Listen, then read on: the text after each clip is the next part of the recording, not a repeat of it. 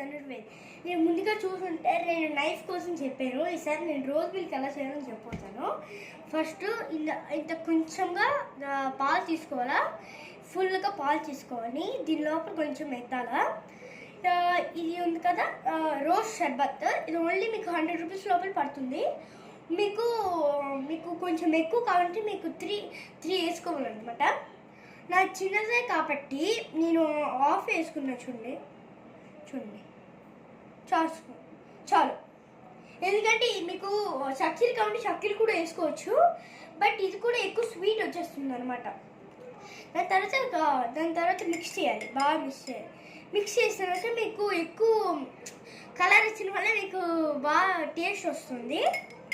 దాని తర్వాత మీకు సబ్జా కావాలంటే సబ్జా తినడం వల్ల మనకి ఒంటికి సలవ చేస్తుంది. చూడండి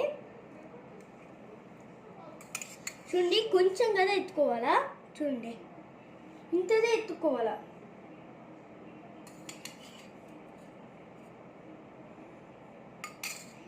ఇప్పుడు టేస్ట్ చేద్దామా.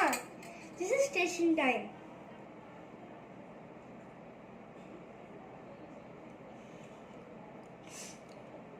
ఈ వీడియో కానీ నచ్చితే లైక్ చేయండి, సబ్స్క్రైబ్ చేయండి.